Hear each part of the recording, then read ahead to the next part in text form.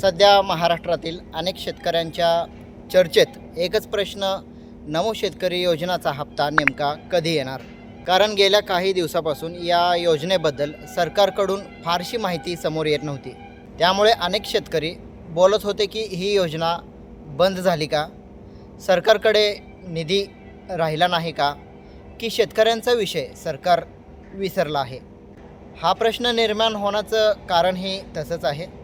कारण या योजनेचा जो हप्ता नोव्हेंबर महिन्यात मिळायला हवा होता, तो आत्तापर्यंत शेतकऱ्यांच्या खात्यात जमा झालेला नाही. आता तर मार्च महिना सुरू झाला आहे आणि पुढचा हप्ता देण्याची वेळ देखील जवळ आली आहे. अशा परिस्थितीत शेतकऱ्यांमध्ये चिंता वाढणे, चर्चा होणे साहजिक आहे.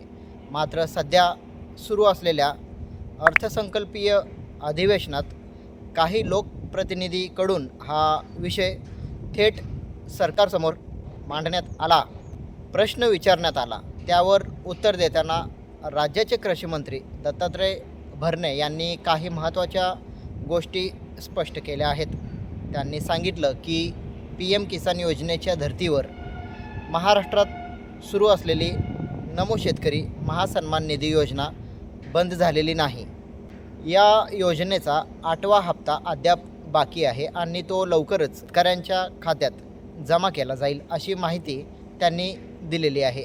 याशिवाय आणखी एक महत्त्वाची बाब म्हणजे 2026च्या अर्थसंकल्पात या योजनेसाठी मोठ्या प्रमाणात निधीची मागणी करण्यात आलेली आहे. याचा अर्थ असा की सरकारची ही योजना पुढेही सुरू राहणार आहे. पुढे याचबरोबर कृषीमंत्र्यांनी पीक विमा योजनेबाबतही काही बदलांची माहिती दिली आहे. त्यांच्या म्हणण्यानुसार सुधारित पीक विमा योजनेत आता विमा कंपन्यांना जास्त फायदा होणार नाही आणि काही रक्कम जर उरली तर ती सरकारकडे रिटर्न जाणार आहे. सध्या या संदर्भातील गणिते आणि प्रतिक्रिया सुरू असून लवकरच शेतकऱ्यांना विम्याची रक्कम देण्याचा प्रयत्न केला जाईल. आता दुसरा आणि महत्त्वाचा मुद्दा म्हणजे कर्जमाफीबाबत आहे. याबाबत देखील विधान परिषद येथे माहिती देताना सांगण्यात आलं की 30 जूनपूर्वी शेतकऱ्यांच्या कर्जमाफीसाठी सरकार हा प्रयत्न करत आहे. कामकाज चालू आहे. यासाठी एक समिती स्थापन करण्यात आली असून सध्या शेतकऱ्यांचा डेटा गोळा करण्याचं काम चालू आहे.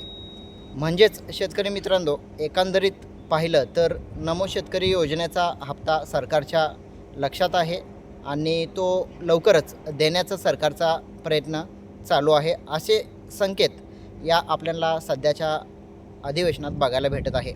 आता शेतकऱ्यांची एकच अपेक्षा आहे की सरकारने उशीर केला असेल तर 8वा आणि 9वा जो हप्ता आहे तो दोन्ही एकत्रित शेतकऱ्यांच्या खात्यात जमा करावा.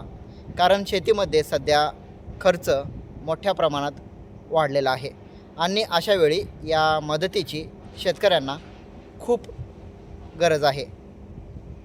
आता पुढे बघूया सरकार लवकरात लवकर हा हप्ता शेतकऱ्यांच्या खात्यात कधी जमा करेल आणि अशीच माहिती तुमच्या मोबाईलपर्यंत किंवा काही ताजी अपडेट आली तर तुमच्या मोबाईलपर्यंत पोहोचवला जाईल. व्हिडिओ आवडला तर एक लाईक करा. शक्य असेल तर इतर ग्रुपवर, व्हॉट्सअपवर शेअर करा. भेटू पुढच्या व्हिडिओमध्ये. जय जवान, जय किसान.